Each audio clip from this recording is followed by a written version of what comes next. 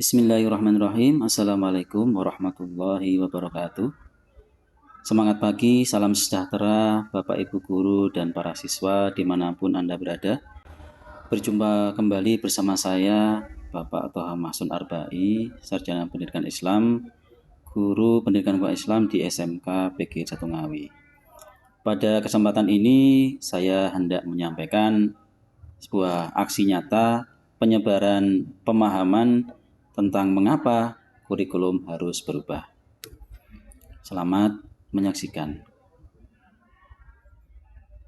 Bapak Ibu yang saya hormati,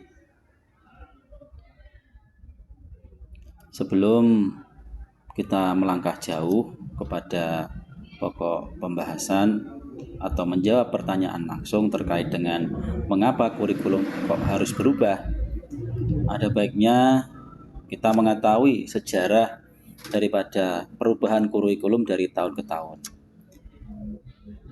Kurikulum memiliki arti penting dan strategis dalam penyelenggaraan pendidikan sebagai arahan dan pedoman dalam melaksanakan pendidikan. Setelah kemerdekaan tercatat bahwa kurikulum di Indonesia sudah mengalami pergantian hingga kurang lebih 10 kali. Mengutip dari buku perkembangan kurikulum SMA di Indonesia dari Kemendikbud, perubahan kurikulum merupakan bagian yang tidak terpisahkan dari konstelasi politik, sosial, dan budaya bangsa Indonesia yang selalu berkembang dari satu masa ke masa berikutnya. Maka berikut ini adalah rangkuman perjalanan kurikulum Indonesia yang dikutip dari publikasi Kemendikbud. Yang pertama adalah Rencana Pelajaran 1947. Kurikulum 1947 juga dikenal dengan istilah Rencana Pelajaran 1947, perubahan arah pendidikan lebih bersifat politis dari orientasi pendidikan Belanda ke kepentingan nasional. Kemudian dilanjutkan dengan Rencana Pelajaran Terurai tahun 1952. Kurikulum 1952 menjadi penyempurnaan dari kurikulum sebelumnya dan diberi nama Rencana Pelajaran Terurai tahun 1952. Hal yang paling menonjol sekaligus menjadi ciri khas kurikulum ini adalah konsep tematik. Yang ketiga, Rencana Pendidikan 1964. Isu yang berkembang pada kurikulum ini adalah konsep pembelajaran aktif, kreatif, dan produktif.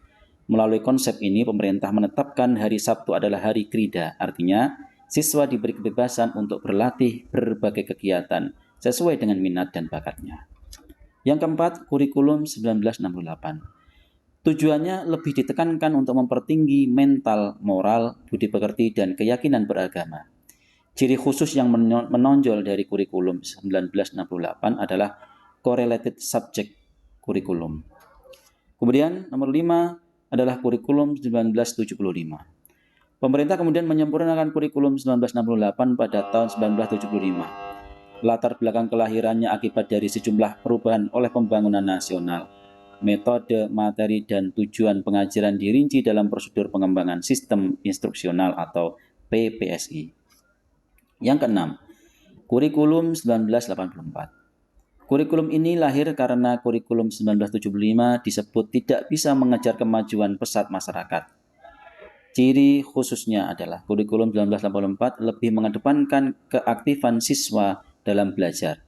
Pengembangan proses belajar inilah yang disebut dengan pendekatan cara belajar siswa aktif atau CPSA. Ketujuh, kurikulum 1994. Pada tahun 1994 pemerintah memperbarui kurikulum supaya upaya memadukan kurikulum sebelumnya, terutama kurikulum 1975 dan 1984, beberapa perubahannya mulai dari perubahan sistem pembagian waktu pelajaran dari semester ke catur bulan. Kedelapan, kurikulum 2004.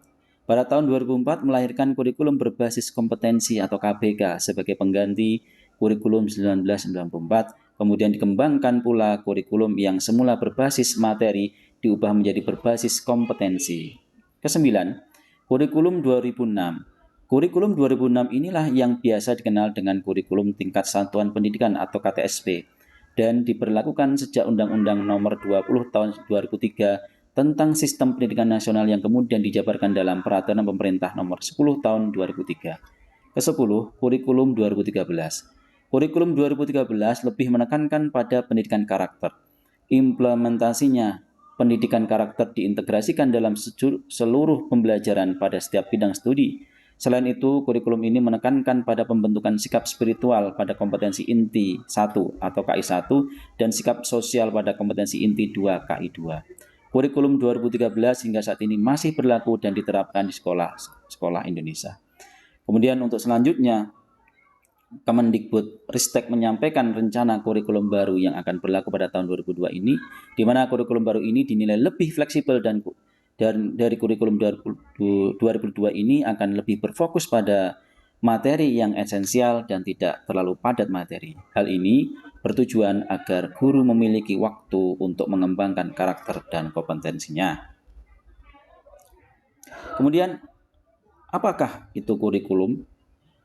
Kurikulum merupakan panduan pembelajaran pada satuan pendidikan di mana dapat dimaknai sebagai titik awal sampai titik akhir dari pengalaman belajar peserta didik. Kurikulum itu kompleks dan multidimensi. Kurikulum itu dapat diibaratkan sebagai jantungnya pendidikan. Nah, peran dan fungsi kurikulum itu apa? Peran dan fungsi kurikulum adalah sebagai berikut. Peran kurikulum adalah sebagai pedoman dan acuan dalam pembelajaran, sedangkan fungsinya yaitu sebagai memandu dalam proses belajar peserta didik kita. Komponen kurikulum menurut Ralph Tyler, yang pertama adalah tujuan, yang kedua adalah konten, yang ketiga adalah metode atau cara, dan yang kedua adalah evaluasi. Bapak Ibu yang saya banggakan, tentunya setelah paparan dari apa yang saya sampaikan di awal tadi, maka akan mengerucut kepada setidaknya 3 alasan pokok mengapa kurikulum itu perlu berubah.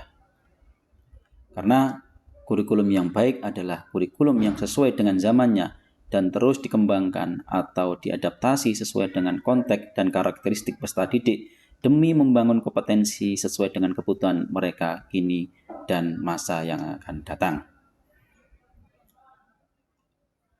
Ketiga alasan itu antara lain, yang pertama adalah agar relevan dengan perkembangan zaman, agar dapat memenuhi kebutuhan belajar peserta didik, dan agar dapat menyiapkan generasi masa depan yang visioner.